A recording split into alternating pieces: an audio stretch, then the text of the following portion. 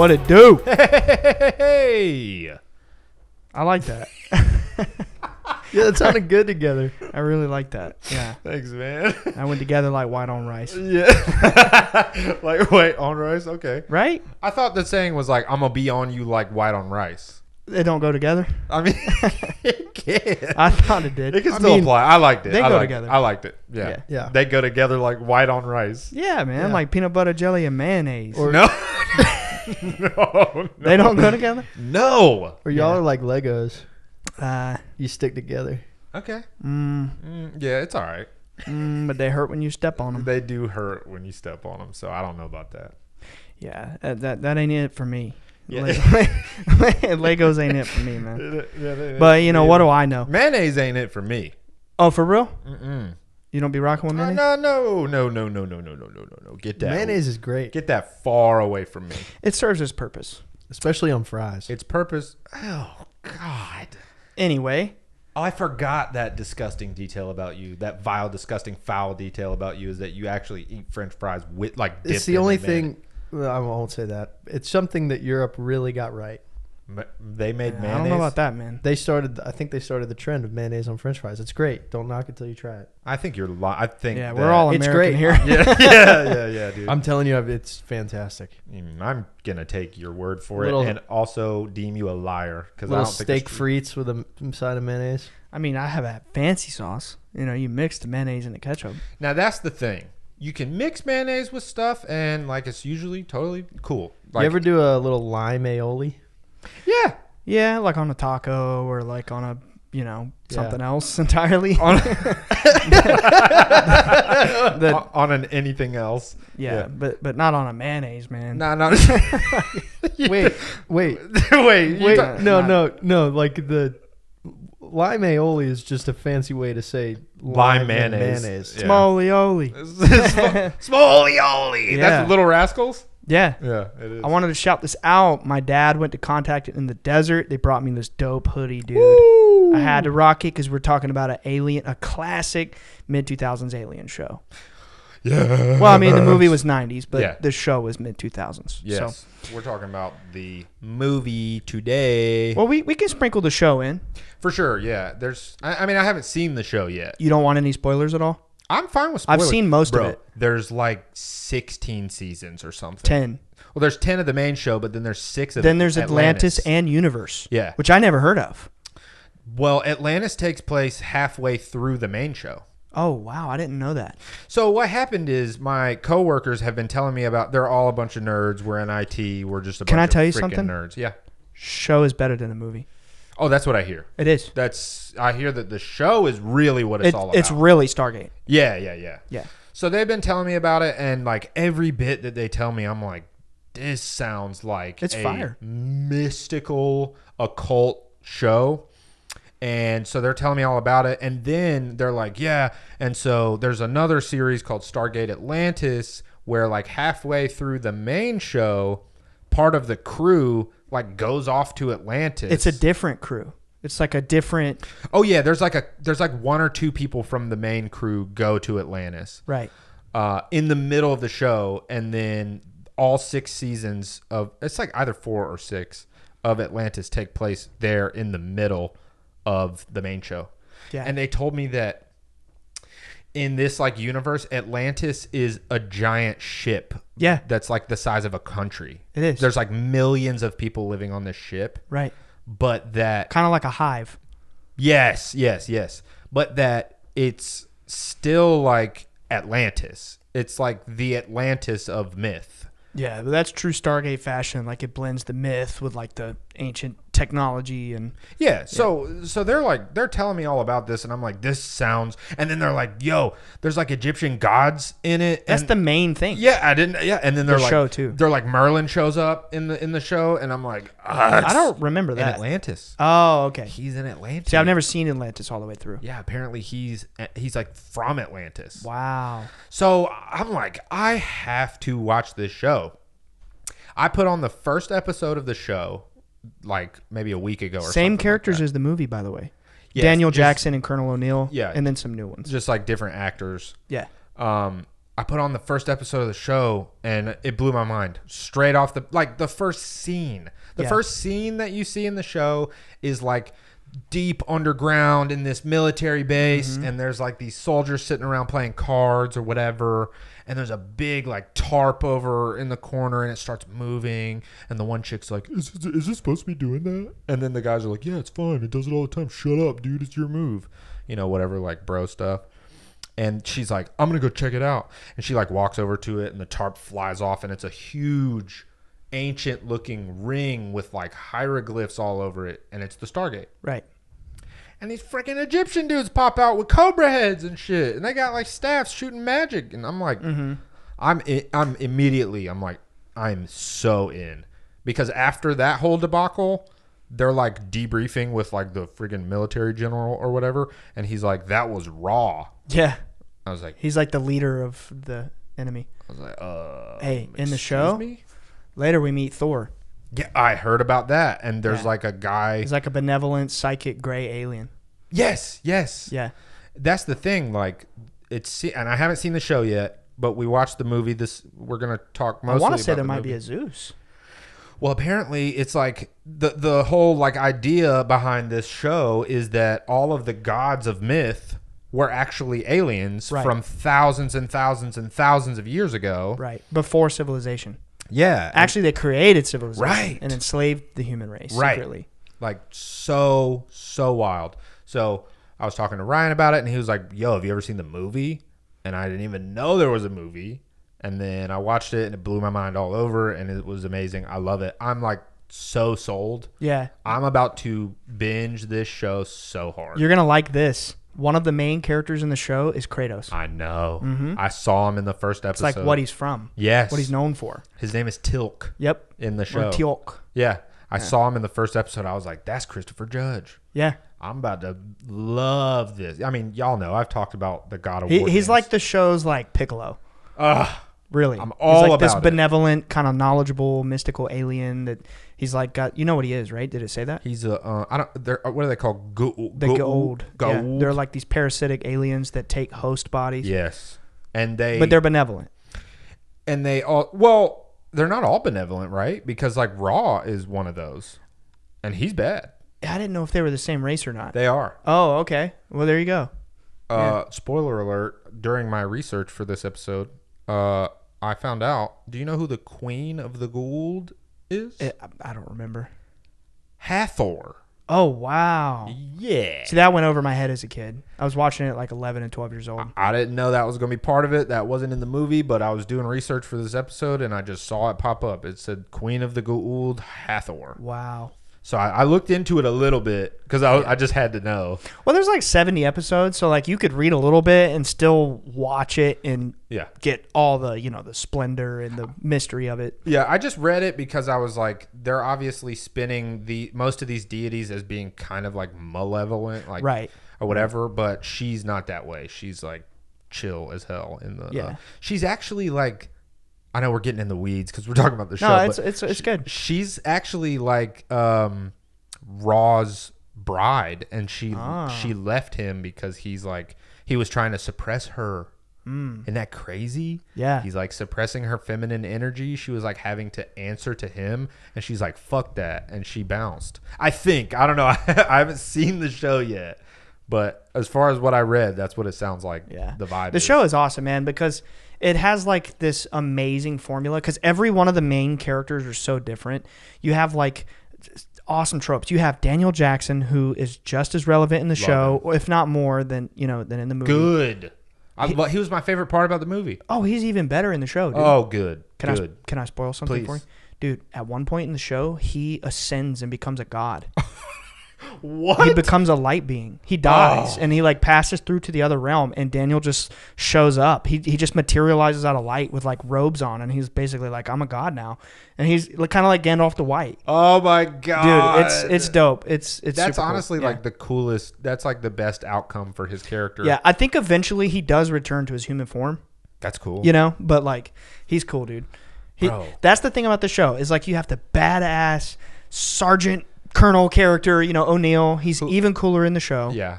and he's like the tough dude that's always fighting with the aliens and shooting them up and fist fighting them. Yeah. And then you have Daniel, this like super mystical occult genius who's archaeologist, solving the mysteries, and then you have another character, I can't remember her name, but she's like the subordinate of the colonel. She's not in the movie at all, but she's like a main character. I cool. can't remember her name, and she's really cool. She kind of adds the like emotion to the mix, and you know the female element that the rough and tough guys don't have. And then you have Teal'c, the Piccolo, the friendly alien that's, you know. And based off the first episode, like I was like, oh, he's one of the bad guys. No. Good. I mean, I kind of like figured like no, because I know he's part of the crew. He's in the whole show. Yeah. So I was like, he'll become a good guy. Oh yeah. And I'm excited to see that happen. And just that formula, the crew having all these different, you know, personalities and dynamics. It's so great. But it's like One Piece. Yeah, kind of a little bit, but like in space. That's something about this show that is really cool. Is it's like Indiana Jones meets Star Trek meets. Well, I mean, I guess that about sums it up.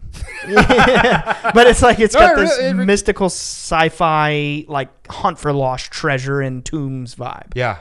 Honestly, Indiana Jones meets Star Trek is spot on. That's spot on. Because they are like, they're finding all these ancient aliens, like sites and archaeological sites and these like structures and ruins and decoding stuff. But then also... they're teleporting through space and like going. It's so wild. So let's talk about the movie. Yeah, sure. Before we really jump into the plot of the movie, I just wanted to say that like back in 2005, when things were really going south for my family and they started to sell the business, my dad just became obsessed with Stargate SG-1, and it was in its prime then, and it was just on TV every day, and I'm telling you, we watched every episode. That's awesome. Literally every episode. My dad has seen every episode multiple times. That's so sick. It was the biggest TV show in our household. We were absolutely obsessed. Me and my brothers, my sister even, we would sit together as a family and we would watch Stargate SG-1.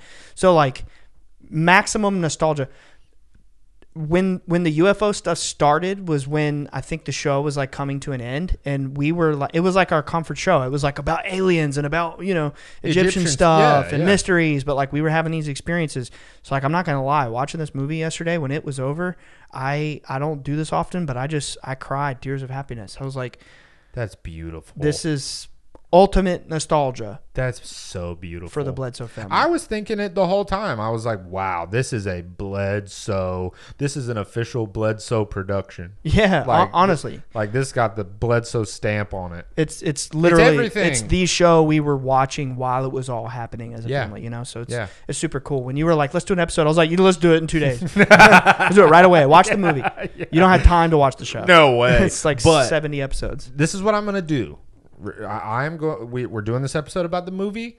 I'm going to watch every freaking ounce of this show and report back. Yeah, dude, we can do another episode. Absolutely. About the show. I'm going to be like, when I watched the movie, I was taking notes the whole time. Even when I watched the first episode of the show, I was taking notes.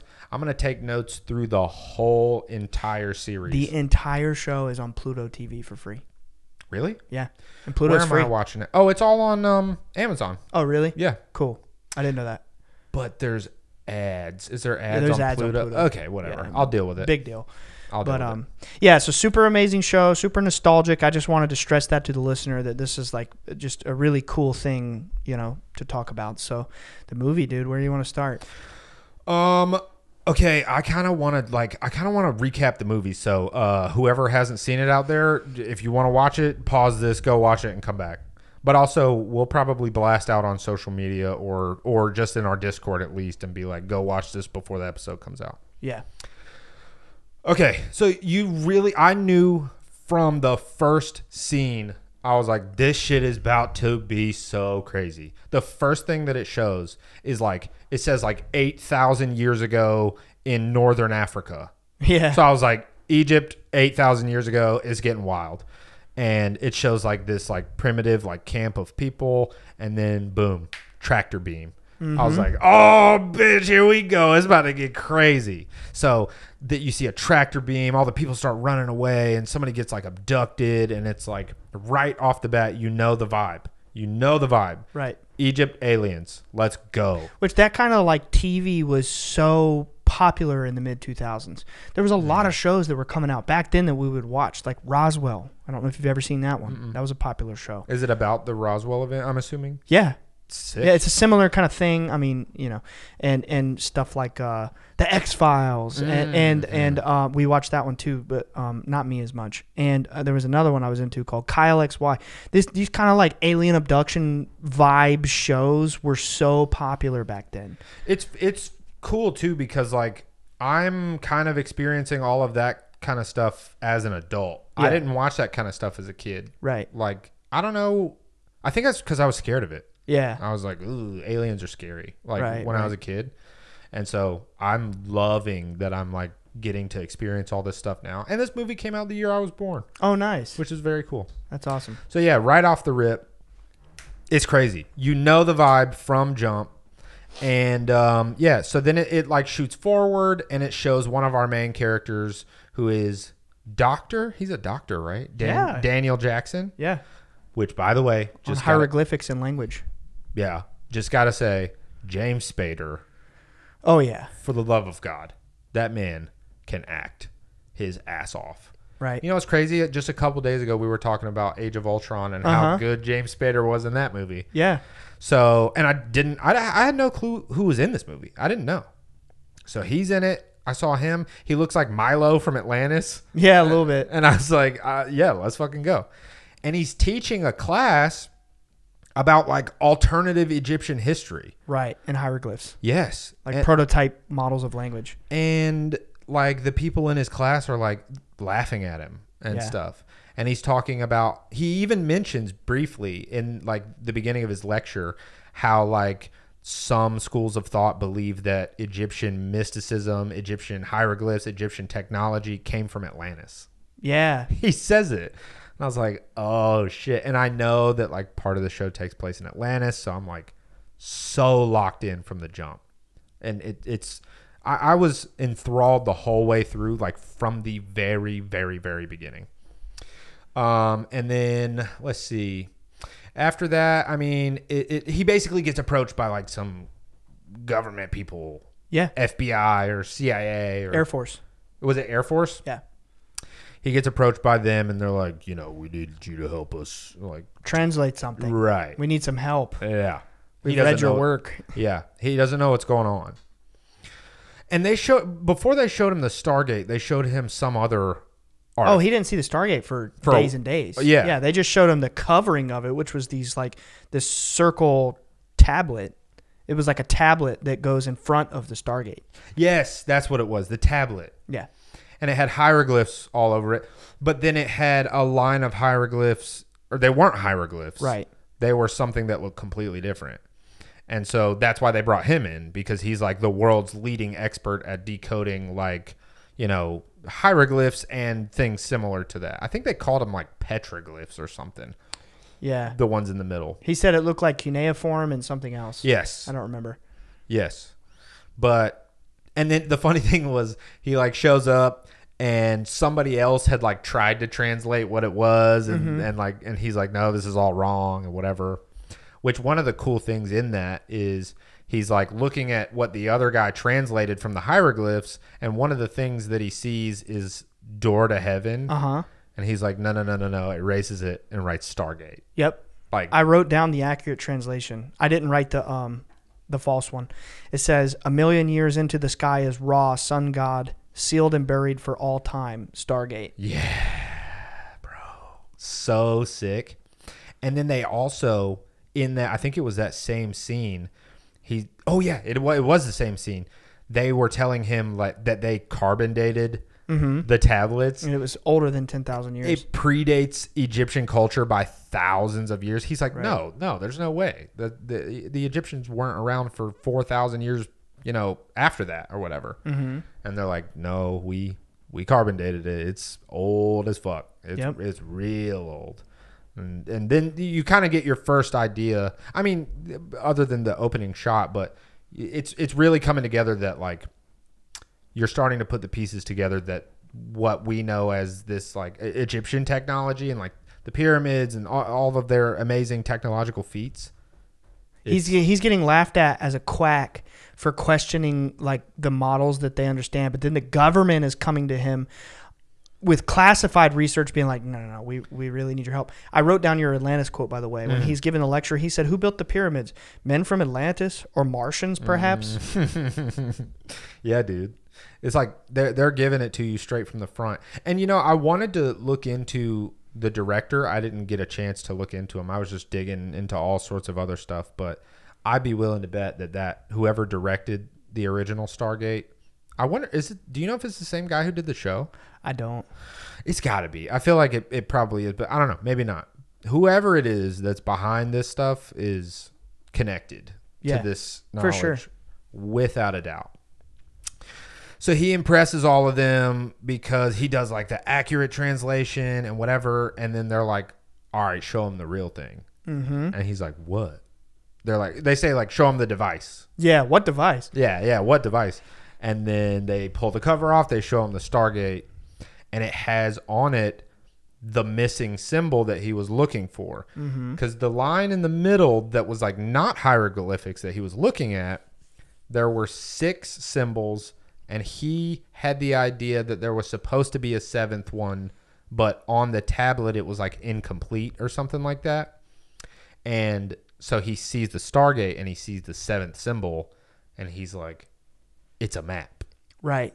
He figures out that they're not hieroglyphs, but they're star constellations. They're coordinates. He even says they're like an address. Yes. And they're like, the other guy who was doing the original hieroglyphs was mocking him in front of the generals. He's like, there is no 7th symbol. What are you talking about? He's like, well, yeah. And then he draws the cube on the board and he's like, you know, there's 6 points of reference for any 3-dimensional space. Yeah. But then there's the 7th point to view the 6 points of reference, which is the point of origin, you know. Which I felt, what's up? So Roland Emmerich directed the movie. Okay. He also directed Godzilla. Ooh. Oh, no way. And Which one? Which Godzilla? 1998 Godzilla. No The iguana one. And The Day After Tomorrow, 2012, Moonfall, and Independence Day, which are all like end of times. End of world movies. They're all like prophecy, end of times. Right. Yeah. Yeah. Calamity. But he did not do the show. The show was directed by... That's amazing. The show was directed by Martin Wood and Peter DeLucy. I wonder if the director guy was involved at all in the show. I don't know. I mean, looking at his IMDb repertoire... Yeah. Doesn't look like it.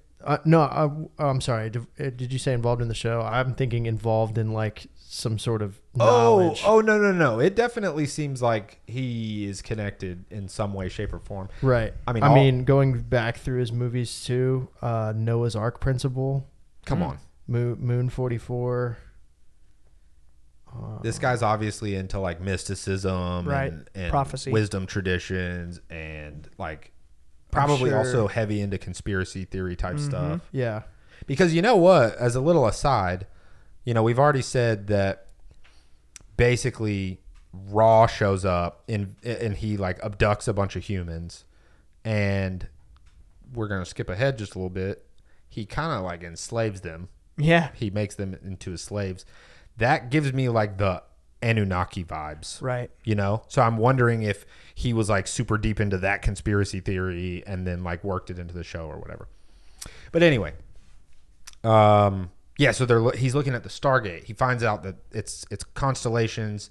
The whole like 6 points being the destination and the 7th point being the point of origin.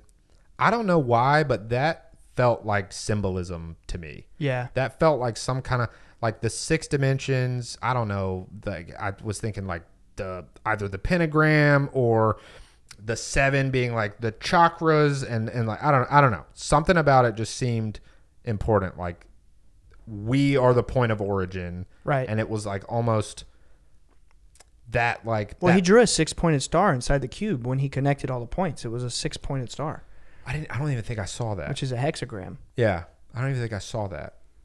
But I don't know. It just felt like some like I don't know, the whole Luciferian journey of the soul type like thing. I don't know. It felt like some sort of symbolism.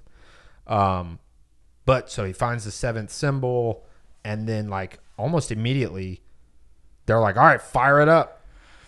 Important to note that the symbol ended up being the symbol for Earth, like the universal symbol for Earth. And it was a triangle with a circle, Yeah. which is this ancient symbol that even, the Rosicrucians say is the most ancient symbol. It was different orientation. It was the circle was above the triangle, which was really cool because in the movie it was like the Earth has the one sun. Yes. So when you look at the pyramid and the sun behind it, there's one sun. I thought that was really cool. Oh, yeah. And then when they redraw it on the planet that they go to, it's 3. There's 3. Because that planet had Has 3 suns, and that was their symbol. I didn't make that connection. Yeah. That is really He cool. found the symbol. Because remember, Ra, the malevolent entity, banned reading and writing on their civilization for 10,000 years. So that they wouldn't learn. So they wouldn't remember the truth. Right. Is what it said. And then finally, when the young kid starts drawing for the first time, he draws his reference point, which was the pyramid and the 3 suns. And Dr. Jackson's like, oh my God, I know the symbol. Yeah. Yeah. He got it at that point. Yeah. But they decode the thing and they like turn on the Stargate like almost immediately. I don't know if they did it intentionally or if it just came on or oh yeah, because they figured out the orientation that they needed to turn the rings in according to the quote unquote map. And when they did that, it opened up. The portal opened. And the first thing that they do is wheel out a drone and send it into the portal or whatever. It's important to note that when they show the drone going in that scene, I'm always looking for numbers in those particular kinds of movies. And when it shows the drone at first, it says 35 seconds to contact, and it rolls forward for 2 seconds, and then the camera hovers on 33 seconds to contact, and then the scene changes, and it's not looking at the screen anymore. I'm telling you, that guy knows what's up. It intentionally ended it on 33 seconds. Yeah, that guy knows what's up. Then, okay, so then they all walk through it. They all walk through the portal. And it was like this crazy moment, like when Dr. Jackson walks up to it, he like pauses for a moment, like takes in what's about to happen. Like it's this huge, crazy moment. They walk through that thing, and it's like a straight up 2001: A Space Odyssey wormhole scene. And one of the hypest like things about that scene was when the people back at Earth are looking at the map. And they're watching, like they have a point that's Earth. They have a map of the known universe, basically. It's like a crude kind of like basic map of the known universe. And Earth is like all the way over here. And they see the dot moving like all the way across the universe. All the way across the universe. And they're like, where the fuck are they? Yeah. Where the actual fuck are they? So you see all that happen. And I'm thinking like they're about to emerge on some crazy alien planet. I have no idea what it's going to look like. This is going to be wild. Mm-hmm. To my surprise, they walk through it, and they're like, it just looks like they're in Egypt. Yeah. With a pyramid and sarcophagi. And one of the first things that you see when they like walk out of the temple that the Stargate is in, one of the first things you see is 2 obelisks, like the Boaz and Joaquin thing. Right. Like I felt like that was, they like very intentionally frame it up where they're like right next to each multiple other. times with the suns behind the pyramid and everything. Yeah. The like visual symbolism in this movie was not only intentional, but it was like masterfully done. Masterfully. I was really impressed with this movie on many levels. I'm glad you liked it so much. God, dude, I loved it. Like it's a 90s movie. It's got its cheesy moments, whatever, but I really, really, really loved it. It's got me so hyped to watch the show. But yeah, they walk out, they see the obelisks, and at this point I'm like on the edge of my seat, like, what the fuck? They're like in Egypt right now, but I just saw them go across the universe. Mm-hmm. Like what? And so they walk out and turn around, and boom, it's a fucking massive pyramid. Mm-hmm. It was like they were expecting to see it, and there it is, this huge with hieroglyphs on the wall and everything. Yeah, and then so yeah, they meet the people and they speak, and they're human. They're human. You're thinking it's gonna be aliens? No, Yeah, it's human. I mean, the whole shows time, like that too. There's humans everywhere. Yeah, that's the cool all thing. over the universe. I'm thinking like it's gonna be a bunch of gray aliens, a bunch of weird creatures and all this stuff. And no, it's all humans, which I find. I think that the whole concept of like some heightened life form abducting humans and bringing them all over the universe. That's always been like a fascinating concept to me. I think that's so sick. And so I always get excited when I see that depicted in some kind of story. So I was so hype. Yeah. So hype watching And they got this. the aliens too. More so in the show. Yeah. There's aliens too. Yeah. I hope so. But it's mostly, it's like humans all over the universe. Oh yeah. And I guess we kind of should mention, before they step through the portal, they have this whole like briefing where they're like kind of talking about what they know and whatever, and they kind of describe, I think I'm getting this right, that did they tell Jackson that like Ra came and abducted the people? And No, they didn't know any of it. Oh, okay. You find out through the hieroglyphs on the alien planet. There's a shot at one point where it shows Ra in his true original form, which is like a gray alien, Yeah. like dying on a table. Remember that? Mm-hmm. When did that happen? It was later in the movie. Okay. They kept the mystery of who Ra was. Gotcha. Towards the end of the movie. And then when he finally learns how to speak, he finds out they're speaking ancient Egyptian on the planet. Mm-hmm. And he's, the best linguist in the world. So he learns the real vowel pronunciations. He learns to speak it fluently. He starts conversing with them. And he starts to write in the sand. And they're like erasing it. And they're like offended. Like, you can't write. Yeah. So he kind of communicates to them, like, take me to the, like, he shows her a symbol, and she kind of mimes to him that she's seen it. He's like, take me. Yeah. And then they go to this cave, and there's all these hieroglyphs telling the story. Yeah, and that's how they kind of like learned how to talk to each other, because they would like point at a symbol and say the meaning, and it was like slightly different, so they like figured out how to communicate. Oh, and then like when they first meet all of these friggin' humans on this other planet, which is called Abydos, by the way. I didn't catch that. Abydos. Yeah, it's called Abydos. They're meeting all of these Abydonites. And Abydosians. Yeah, I like that better. And they see his necklace, which one of like the person who found the Stargate in 1928. That's right. She was a young girl, and she found the pendant at the dig site. Yes, because that was another thing it shows early in the movie, is they find the Stargate in 1928 in Egypt. And she gives Dr. Jackson a necklace with the Eye of Ra on it. And when all of these humans on Abydos see his pendant with the Eye of Ra, they all bow. Yeah. And they're all like, oh my God. And they all bow before it. And it's like, he's like, what the other guy, Kurt Russell's character, is like, what'd you say? And he's like, I didn't say anything. And so, like something's up. I'm thinking at this point, what? I was just going to say O'Neill is way better in the show. The Colonel. Is that Kurt Russell's character? Yeah. Yeah, and the guy who plays him in the show is MacGyver. Oh, really? Yeah, that's the guy who plays MacGyver. That's cool. Which is like, that was a pleasant surprise. He's way better in the show. Really? Yeah. I liked Kurt Russell's version. He's cool, but I mean, he's just like the guy that gets him through everything. Yeah. He really squares up with all these aliens. Well, he's bad to the bone in the show. He's sick. I mean, he's really sick in the movie too. And the cool thing that they do with him in the movie is the whole way through, you don't really know if he's good or bad. Right. He's got a secret mission. Yeah. He seems like he's unstable. He's kind of nefarious. He's very like closed off and whatever. And you find out it's like because tragically his like child son, got a gun and like killed himself on accident. Yeah. And so like it's really sad. Like when these humans, these Abydosians, is that what you call them? Uh-huh. When these Abydosinites, when they get like, they grab his guns, he like freaks out and he's like, no, don't touch that. He like slaps it out of his hand. Yeah.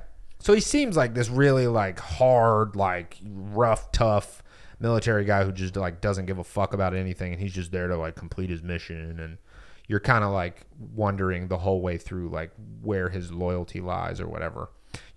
I was thinking like he's just there to fucking do his mission and that's it.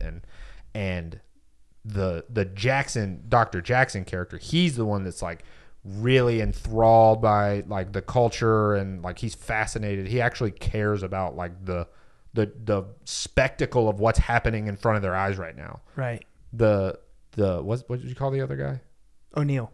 Colonel O'Neill. Colonel O'Neill. He don't give a fuck about that. Yeah. He's like, I don't give a shit. I'm here to do my damn mission or whatever. So they, so Dr. Jackson and that girl, was it like Shuri or? It was like Sharia or something like that. Showery. I think it was Showery. They're like in this temple and they're trying to like decode all these hieroglyphs and they're learning to communicate with one another and all this stuff. And that's when they find another, it was like another tablet. Wasn't it another tablet? It was hieroglyphs on the wall. Right. With the symbols. Mm-hmm. I think it was the same symbols. But that seventh one I think was missing. I wrote down what they said. Oh, yes. Good. Also, there was a couple notes I had. When they analyzed the material that the slaves on Abydos were mining, the scanner said primary material quartz crystal. It said quartz. Right. It didn't say crystal, but it said quartz. Right. So when he's with the girl, I can't really remember her name either. It's like Showery or something. I think it's Showery. When he's inside this ancient temple, like looking at the hieroglyphs on the wall, and they're learning how to communicate. He's learning the proper enunciation of the words. She points at the wall and she says Netjer. He says Netjer, and she says Neteru. I wanted to note that the Rosicrucian scholar, Dr. Gilbert, said the word Neteru to me before in person when I was with him in Asheville, North Carolina, and I went and I had dreams because of this word he said. And the Neteru is what the ancient Egyptians described the beings, the supernatural beings, as like the forces of nature. So you're saying like the light beings, like he was saying that like another name for the light beings is Neter. In Egypt, they would have called it as the Neter or the Neteru. And when they're pointing at the wall, they're saying Neter, Neteru. And I'm pretty sure the hieroglyphs, they had little orbs. There was like little orbs right all over the hieroglyphs. Even at one point, what we were talking about when the kid is drawing the triangle, he like draws 3 orbs. Yeah, the suns before they connect them, and I was like, that's crazy. It's like the pyramid and 3 orbs flying over it. I was just like, that's wild symbolism. So you find out when they're reading the hieroglyphs on the wall and he learns how to really say it. You find the story of Ra, according, the Stargate version. And on the wall it says, a traveler from distant stars escaped a dying world looking for a way to extend his own life.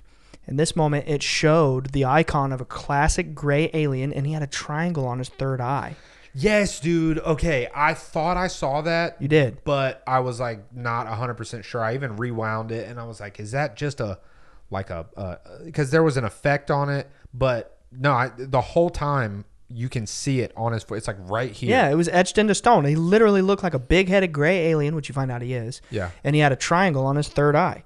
Yeah. And he said, the alien discovered that he could extend his life through the unique DNA of humans. He could maintain his life indefinitely with all of his powers and knowledge through the primitive human race. He approached a young boy, and as the frightened villager ran with fear, night became day. It's referencing his ship was approaching and blotting the sky.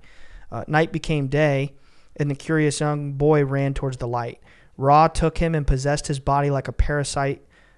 For some reason, autocorrect got me here, and I wrote looking for a horsey.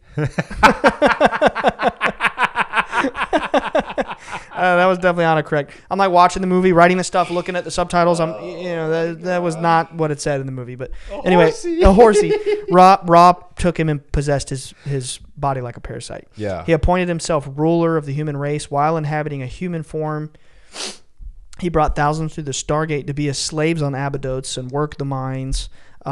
And they mine the materials needed to maintain the technology which grants him eternal life. It powers the Stargate and all of their advanced technology. I wrote that down too. There was a rebellion in ancient times on Earth, and the Stargate was buried, so he outlawed reading and writing on Abydos so the people would never remember the truth. Yeah. And then it does at some point later in the movie when Daniel's face to face with Ra, he tells him, he's like, basically, I created your civilization aeons ago, and now I'm going to destroy it. Yeah. He created the human race, the the society we have today. So that was very cool. Yeah, and in that same quote somewhere, I wrote this down too. He says, curious and without fear, he walked towards the light. Yeah. Which gave me like Lucifer vibes. And also like it seems there's quite a few parallels between this Ra iteration and like the Lucifer myth. Or the Demiurge. Yes, very much from so. Gnosticism. Very much so. Yeah, he's kind of like, is he like the big bad in the show? Raw? Yeah. Yeah, at least for most of it. Okay. It's because Yeah. I like the way that they're setting him up, and I mean, you see in the first episode, Raw shows up, And he again. wears a cobra head. Yeah, he shows up at the end of the movie. They quote unquote kill him, but then he shows up at the first episode. So I was like, oh, this dude. They're different. What do you mean? It's not like continuing the movie. It's like a reboot starting over. Really? Because It's the same characters. But in the first episode, they're recapping the things that happen in the movie. Oh, really? Yeah. I don't remember that. Mm-hmm. Yeah, they're the O'Neill, the Colonel O'Neill, like wow, he gets like summoned to go back out to the facility because the Stargate reactivated again, and they came out and all this stuff, and he talks to like the high up general guy, and the general knows that he's like lying about what actually happened on Abydos. Oh, like okay. he lied. He told them that Dr. Jackson died, and No way. he told them that he detonated the bomb and like killed everybody there, but in reality that's not what happened. You know what? I didn't see the movie as a child. Oh, okay. So I that just went completely over my head. I actually didn't know that it was a continuation of the movie. So that's crazy. Now I have more of the reason to watch it again as an adult. You know, no, it definitely seems like it's a continuation. That's awesome. Yeah, and I also wrote down the fact that the alien forms have a third eye because that's just insane. Yeah, it's always showing it glow with light when he's doing his psychic powers. Yeah, I forgot to say this.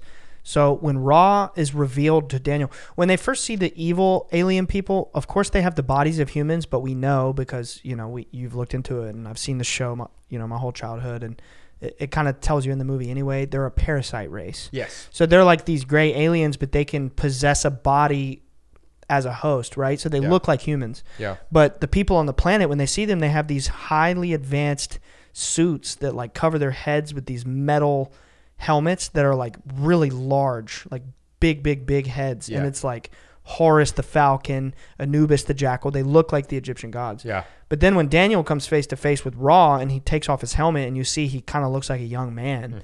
Mm-hmm. When it shows Ra's human form, even though he's not a human, he's a parasite, he's wearing a brass girdle. Yeah. In the center of this brass girdle is a spear. Or it's not a spear, it's a staff. And on either side of the staff is these serpents going up the staff. I didn't even notice that. Now, in the ancient story of Moses, I can't remember the book off the top of my head. It might be Numbers or it was Exodus. It tells a story where Moses had this brass staff with snakes entwined on the brass staff, but also Kundalini. You see the image of the staff and the serpents going up the staff. The energies. He's seeking immortality. He's seeking eternal life. Yeah, which they explain in exposition that's what he was trying to do. He's been doing that for thousands That's of his years. whole purpose of existing is he's like harvesting the DNA and this material from humans to achieve immortality and ascend to the level of a god. Yeah. And showing you the scepter and the serpents on his chest. It's so cool. And also just like the costume design was unreal. Like his whole get up with like that huge like sun behind his head. And like the like shoulder, the costume design is so sick. Okay, so then shit kind of hits the fan. Like Ra shows up, Ra and Anubis and Horus, like a bunch of them show up. And the other thing is, like you said, they don't reveal their faces to the masses at all. They think they're literally gods. Yeah, for thousands and thousands of years. And it's just because they have this like hyper advanced technology. I mean, another thing that we didn't mention is at one point, I don't know if it's happened where we're at in the recap yet, but at one point the pyramid like disconnects from its base and starts floating. They're like energy shoots up through it. Well, it's his ship came down, and his ship is a giant pyramid. So his ship comes down from space and it lands on top of the pyramid. Right. Oh my God, that's so crazy. I thought it literally just like took off from the base where it was at. But now that I think about it, there's a shot where it shows the pyramid underneath it, and then his on top of it, and because his ship is a pyramid, and then it opens up and it connects to the pyramid and locks to it. Right. Yeah. And then shit hits the fan, and then it's like all out war. Like these these like people of Abydos are strapped up with freaking military, SMGs and like and assault pistols. rifles and pistols. Is just, when the war like officially kicks off, it was actually really funny. Like all of the Abydosian people like just start shooting into the air. They're just like just shooting, like firing their pistols and shit in the air. It was pretty epic. And then the crazy battle ensues. Oh, the like gods or whatever, these aliens, they have these ships that are like, they almost kind of look like stealth bombers. Yeah. But they're like curved out or whatever. They fly on these things. All of their technology is propelled by these like quartz crystals. Mm-hmm. It all uses that energy. When you see like the beam shoot out of the pyramid, it's like this huge blast of energy, like this pillar of energy coming out of the top of the pyramid, which like there are all kinds of theories floating around there that the way that the pyramids in Egypt are built, they look like conductors. Right. Like they look like they are built for the purpose of like funneling something. Dude, I got to say something. What? When my dad was at Contact in the Desert, I guess it was 2 weeks ago now, he met with a literal genius polymath named Robert Grant, who writes books about like the lost mysteries of Egypt and stuff like that. And they hit it off, and Robert Grant took Dad up to his hotel room. That name is really familiar. He writes all kind of books, mathematics and stuff like that. But he took Dad up to his hotel room, and he had an Apple Vision Pro. Is that what you call the VR thing from Apple? Right? Yeah. Yeah, oh my God. That's correct. Yeah. I've seen this guy. Well, he and Dad are homies now. I've seen like interviews with this guy. Well, he had an Apple Vision Pro in his room, right, in his hotel room, and he took Dad up there. Dad's never messed with VR, and he was like, Chris, I've been inside the pyramids. I mapped them. I have a virtual reality tour, and I want to show you what I've discovered inside the pyramids. And Dad sent me pictures. He had Dad with the Apple headset on, and he took Dad like in VR. Dad was like, whoa. My 62-year-old dad never messed with VR before. He's like, whoa. And he's literally walking through the pyramids in VR, but it's like a real tour that he was there and recorded. Dude. And he showed my dad through VR that what he mapped, there's actually secret hieroglyphs. They're not visible. Like it was a recent discovery. There's hidden hieroglyphs. I can't remember how they caused them to be revealed, but it was something about it's this great mystery that he's been trying to solve. And it was the Sphinx, something about, he told me yesterday and I can't quite remember, but it was something about they're looking for the missing ruby that goes center between the paws of the Sphinx. And there's these other kind of prophetic symbols that they've recently discovered inside the pyramids. And Dad was like, Robert, it's not a ruby, it's Regulus. And the star Regulus. And Robert was like, oh my God. Whoa, what the fuck? Wait. That's it, the ruby red star. Wait. So then there's supposed to have been a giant ruby between the paws of the Sphinx, right? That's what I'm hearing? Yeah. And your dad is saying that it's symbolizing Regulus. Yeah, appearing red during the alignment. Dude, because what? Yeah, and it was like it was like a secret hieroglyph that was a prophecy that he was trying to explain to my dad. Again, it's like he told me yesterday. I didn't write it down. I don't remember every detail, but it was like there was these symbols that were showing that there was going to be some sort of missing pieces to the Sphinx, some sort of alignment. And Dad was like, it's not a ruby, it's not a jewel, it's the star, it's the... Dude, hold up. You know that they theorized that like the Sphinx's head used to be a lion, right? Yeah. Constellation Leo. Right. Hello. Right. What the fuck? Don't laugh at me, Alex, motherfucker. Hello. That is crazy. Yeah. And I mean, I don't know, in the past year or so, I've been like really fascinated with Egypt for some reason. So I've watched tons of like little docuseries and like even just like interview. I've seen this guy on a podcast before talking for hours about like Egyptian mysteries and how they're still finding stuff that's never been discovered before. And now here you're telling me that they just found something that they've never discovered before. I have no problem believing it because like I've been for the past year hearing all this shit. Like, you know, they've in the past year they've discovered that there's like water erosion all around the pyramids and the sphinxes and everything. And on the top of the pyramids there's Scorch marks There's scorch mark on the inside. on the top. Wasn't it supposed to be Captain Gold too? Yes. I feel like I I don't know. learned that. Yes, I no. learned that in school, and that would have been the first thing to be stolen because it's made Wow. of gold. He's right. Wow. And bro, let's think about it for a second. Gold is extremely conductive. Yeah. Hello. Now they're talking Hello. about hello. They're talking about all this stuff. How like it looks like it's built to channel energy. Right. And at the top of the fucking thing is a golden pyramid, like a golden triangle at the very top. It's a big old conductor. It's a huge like conductor. I've heard it speculated that now how could we know this, right? But I've heard it suggested that the pyramid is actually not just that shape, but it's, you know how it's like it's got the four side, a pyramid has four sides, right? And then the Apparently base, equally at the bottom too. underneath the sand, yeah. Like it's a what It's a whatever, diamond. Yeah, whatever that shape is called. Icosahedron, I think. I don't know. Damn, But what the fuck? it's because a tetrahedron is a How'd pyramid. you just do that? I'm pretty sure it's icosahedron. That was But- crazy. Did you know that Abydos is a real place in Egypt? What? No way. Yeah, I looked it up. I've been sitting here trying to figure out what they're It is called. not an icosahedron. What they call the citizens they of call 'em? Abydos. I can't figure it out. I don't think they do that. I don't think. But they I'm thinking do like that. maybe in Arabic it's just not a thing. That's but- crazy. Okay, well that's sick. So the planet is named after an actual place in Egypt. Yes. That's dope. Well, I thought it was crazy because I've been seeing all this stuff about how they're like, what if the pyramids were conductors and there's gold at the top of them? And then in this movie, a giant ass beam of energy shoots out of the top of the pyramid. So I was like, that's no coincidence. Well, if there's gold at the top, there's probably gold at the bottom, Okay. All right. which would then like actually make it somewhat of a lightning rod. Yeah, because it would be you're grounded. grounding that energy. It would be grounded. Yeah. That's facts, dude. Or Oh my they're god. all connected underneath, and it makes some sort of battery. Tetrahedra.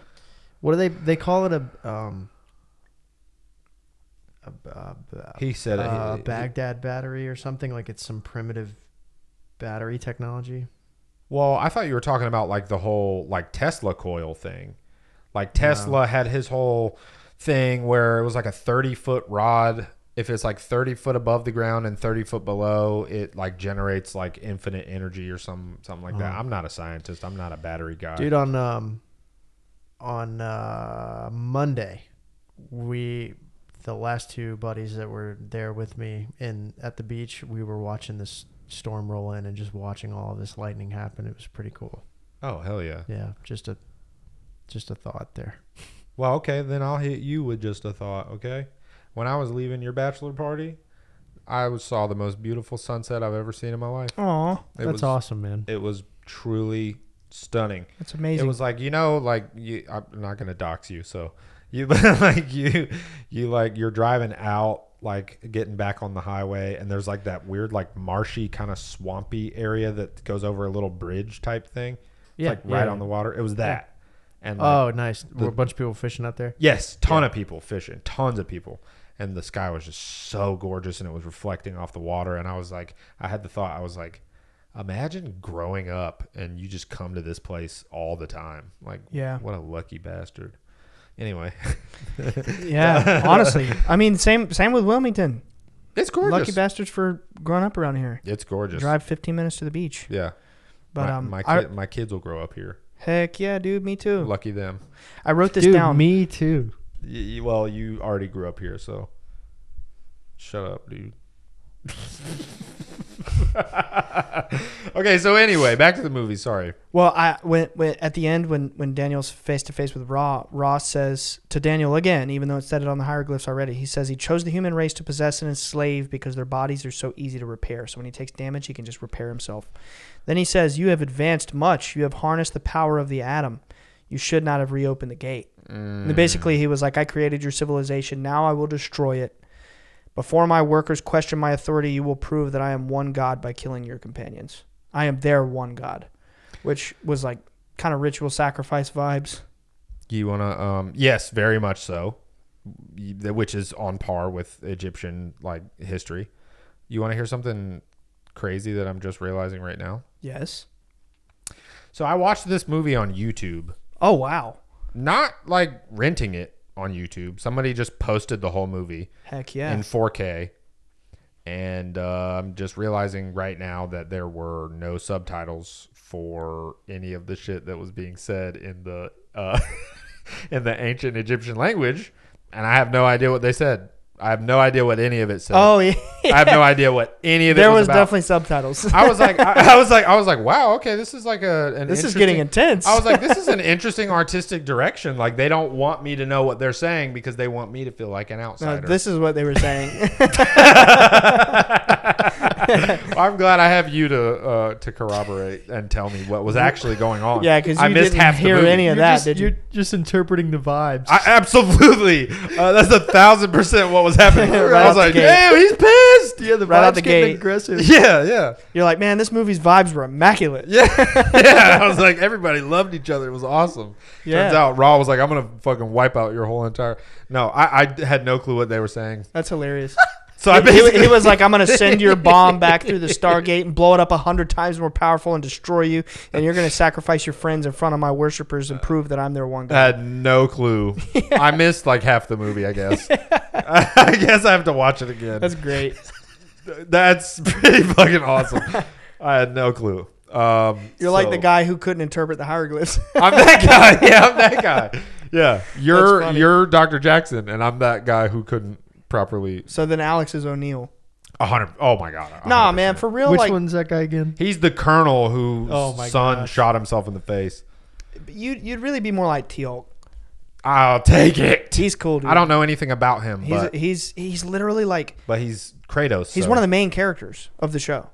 He's like Piccolo. He's always hanging out with the Saiyans. He's not their race, but he's like badass and he's cool, dude. raising Goku's son. Pretty much, yeah.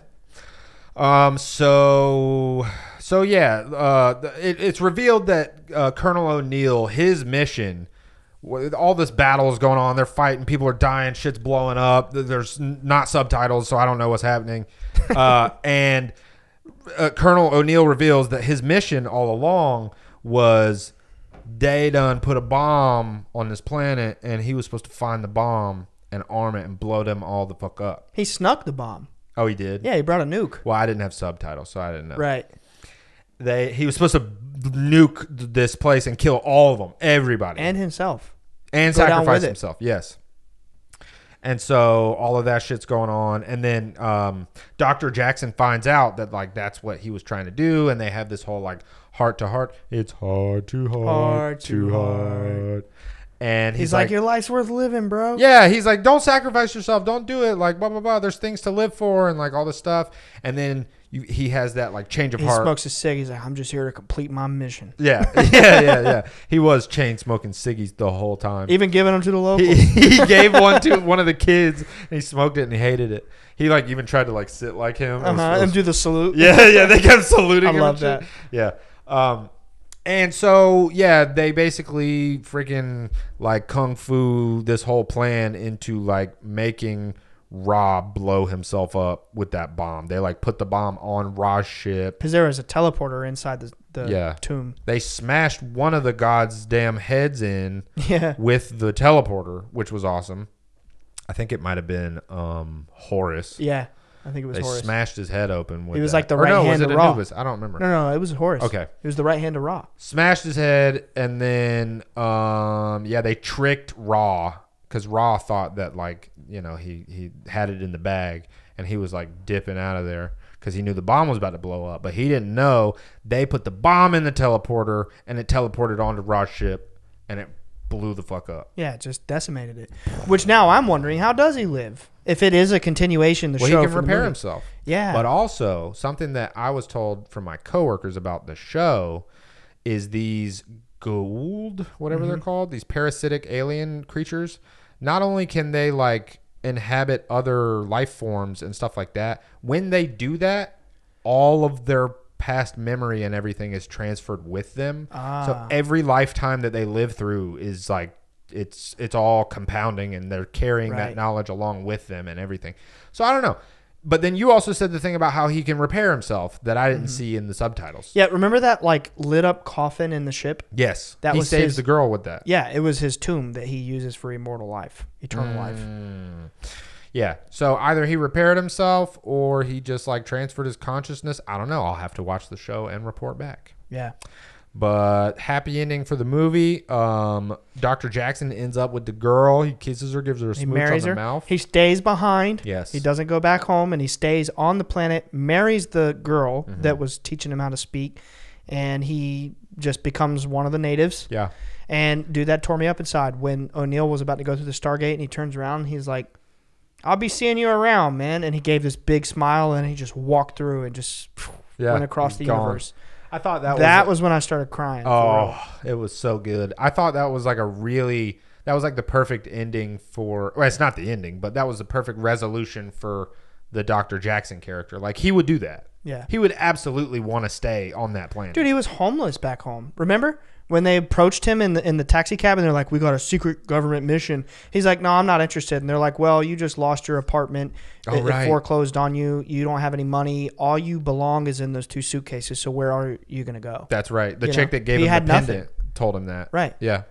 Yeah. So he stays on the planet and everybody else goes back and tells the people on Earth that he died, that Dr. Wow. Jackson died. Wow. But in reality, he stayed there and just kept like mobbing with the Abadosonites. James Spader is amazing in that role, but I think the TV version will grow on you. That's the one I grew up with. I don't even know who plays him in the TV version, Yeah. but I'm so all in. I'm gonna watch every friggin' episode of this show. I loved the first episode. I mean, a couple of years ago, like maybe 3 or 4 years ago, was my first introduction to Star Trek: The Next Generation, which watching that show completely changed my life. It is just so incredible. It's like if you're even remotely into sci-fi, you have to watch that. And that's how I'm already feeling about Stargate. First episode and just watching the movie and then hearing about it like secondhand from everybody, I'm like, this is a phenomenon that I need to experience. In its peak, it was I think it was the longest running syndicated show on television. Oh my God. It was a big deal for its time. I mean, we're talking 20 years ago.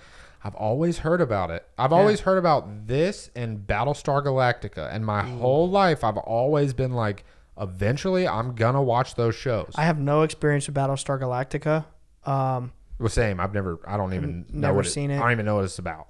Yeah. I don't. But I didn't know what I had no clue Stargate was about all this Egyptian gods, mysticism, Atlantis. What'd you think it would be about? Honestly.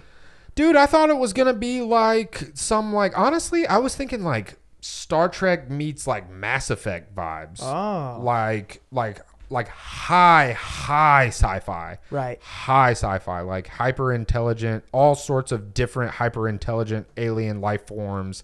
This like interspecies, intergalactic war type shit. Like that stuff is there. okay, hell yeah, I'm down. I'm In the with it. show. I'm with it. You've got my attention. Dude, Atlantis there's this one, I can't remember what they're called, but there's one like evil kind of conquering race in the show Stargate Atlantis that's like the main threat. Not to mention, the parasite beings that they're like kind of fighting in the main show, Stargate SG-1. Yeah. But then you have the other beings, the other godlike named entities like Thor who show up. Yeah. And he walks around and talks with them. He's kind of like hangs out on their ship, and he's just this little psychic gray alien that reads their thoughts. Like there are other aliens in the show. Yeah, I think my coworkers even told me, unless I'm misremembering, I think they said there's a race of aliens called Asgardians. Thor. Yeah. He's an he must be Asgardian. one of those. Yeah. So it's like, I love that whole thing of like taking what we know as mythology and giving a sci-fi explanation for it, or it's very like, cool. or giving some modern spin to it, or like stuff like that. Like I'm a sucker for that kind of stuff. So this is checking all the boxes for me. This universe is checking every box. You'll love it, dude. I'm so in. It's amazing. I got to show you of Daniel when he's ascended, dude. Oh yeah, I want to see that. Okay, one interesting little thing that I wrote down. Well, actually, a couple. I just want to hit them real quick before we wrap up. I felt like just watching the movie, I felt like the Stargates themselves were like sort of an allegory for like the evolution of consciousness. Yeah. Like is he the He comes from the light. is he the triangle of light in the Dude, middle he of the picture? literally becomes a god. That is, Not a sci-fi god, like a light being god that just materializes and he has magical powers. oh my god, It's so cool, dude. that is insane. And then he comes back to being a human somehow. So I felt, I also got like kind of Alice in Wonderland rabbit hole vibes from the whole Stargate thing. It was also giving me like moving up or down chakra energy type stuff. Like the Stargate itself seems to symbolize a lot of mystical occult shit. I wanted to tell you about that. Yeah, tell me about it. If you wanted to finish your interpretation. No, tell me about it. Well, you know Colonel John Alexander from Project Stargate. Yeah, right. The Men Who Stare at Goats stuff, Monroe Institute, all that. One thing he told us, now granted, I don't know that I believe this, but one thing he told us was that they really did have Stargates in the military. Dude, and I'm sure you heard this growing up in Fayetteville, maybe. I mean, my dad, built so many houses. He was always friends with so many different soldiers. And then, being known for the UFO thing, other soldiers would reach out to him and tell him stories about their missions overseas. And it's been told to us by other soldiers separate from John Alexander who fought in the war in Iraq. They were like, dude, there's Stargates over there. There's crazy shit. It wasn't just what they were telling us. I found that in my research too. I wrote it down. Apparently there's this like cumulative research known as Project Camelot. Have you heard of that? I have. And it talks about like 50 actual functioning Stargates on Earth that are used by like the priestly class. And John to travel to like secret bases on the moon and Mars and shit. It's like a big, crazy, wild conspiracy theory. Right. John told my dad face to face. He was like, "I've been in the jump room." Oh my God! Like, what? What? They called it Project Stargate, the remote viewing program where they think about it exactly what you just said. You got mystical vibes about going through a portal and extending your consciousness. The entire psychic spy program that they ran on behalf of the U.S. government through the CIA and Army intelligence, where they're trying to take their consciousness and move it around the world remotely to spy on people, is called Project Stargate. Yeah, yeah, it's pretty dead on. Yeah, and apparently also in like Montauk and MK Ultra, apparently there's a lot of things that suggest they were trying to create wormholes within those projects. That's what Stranger Things is based on. Yeah, like create Stargates. They were trying to create portals with their mind. Yes. Montauk Project, honestly, that could be a cool episode. But then it's like, how much of it is real? We don't know. But we did the Stranger Things episode, which was largely about the Montauk stuff. Project Looking Glass and all that stuff. And we haven't technically done an MK Ultra, but we've talked a lot. Yeah, we did. I thought we did. It was called Mind Control. Yeah. Yeah, okay. It was one of the first ever episodes. Yeah, that's right. It's like 23, I think. That's episode 23. One that we could always loop back to. Look it up. Episode 23. If I get it right, you owe me. What does he owe you? What do I owe you? We'll Look settle. it up first. We'll settle in 2 months. 2 months? Never mind. You know what I'm talking about. No. Dude, I just told you the story, man. Oh. It went right over my head. What are you talking about? The lightning bolt. The wires were crossed. We settled in 2 months. He still doesn't. Dude, you're spot on, Mike. Episode I 23. still don't know what you're talking about though. But yeah, spot on. Some work that was taken out by Thor himself with electrical powers on my house. Okay, gotcha. That we settled on in 2 months. Oh my God. That's so good. Well, you were right. Yeah. Episode 23. Episode 23. And then Mind Jeremy Control. came on right after. Wow. Yeah. Wow. And this was one camera days. Oh Wow. my God. Look at us now. Switch really fast. This was one camera, no Bledsoe in the frame yet. Hey, switch really fast between all the cameras. Just do it just for fun. Just like as fast as you can. Was there 4 on right now? Yeah, sorry for the viewer. That was pretty hectic. They're like dizzy. They're about to throw up. They felt like they just went through a Stargate. Just cycling it through. So wait a minute. We had your dad on first ever camera episode 22, and then came right back out of that with Mind Control. Wow. Yeah. Dude, you ever just like watch these movies and be like, come on, man. Don't you wish you could just be a local on some planet inhabited by alien humans and just marry some native? Yeah. Right? Absolutely. Why not? Oh my God, are you kidding me? And like, you just speak a whole different language with her. Yeah, and just stuff run and- away into the sunset Run with all away. the coarse sand between between your toes and stuff. Oh, okay. And have like hybrid babies and like. Yeah. I mean, I tried to do that with you in Myrtle Beach, but That's not a different planet, dude. That's a different. Oh. That's a different beach. I missed. It's like an hour away. you just went from one beach to another beach. Yeah, it wasn't a Stargate to get Dude, there. it's like a different. You took a world, car. man. Yeah, It's a down the different highway. World. It's not. You took a car there, and it took an hour and a half. Yeah. Okay, that's Stargate. Woo, woo. Yeah, dude. Also, the music on point. Sick. The music was great. It was visually amazing. Pretty sure it's in the show, too. And it also kind of like one thing that Stargate had that is not really present in Star Wars or Star Trek is it was kind of whimsical at points. Yeah. Which I liked. Yeah, it was whimsical. It was kind of like it had lighthearted breaks in it. That felt. It's a shame that Stargate is kind of like a deep cut and it's not really, well known. It's one of those things that's like not super well known, but it has a massive cult following, and the people that do know it are it. all about it. Like Yeah. it is the thing for them, and I get it now. Yeah. So I'm pumped to watch through it and Telling you, report bro, back. you're gonna love the show. It's not like what you think, where the movie's great and then the show's a dip. Like, no, it's great. Oh, I'm like Commander O'Neill right now, and Colonel. Colonel, and I'm gonna report back with my findings. Soldier! Present arms. Yeah. Bye, guys. And that's a wrap. Bye, guys. Thank you so much for watching. If you want to see more, check out our other videos. And before you go, don't forget to subscribe. See you next week. Peace.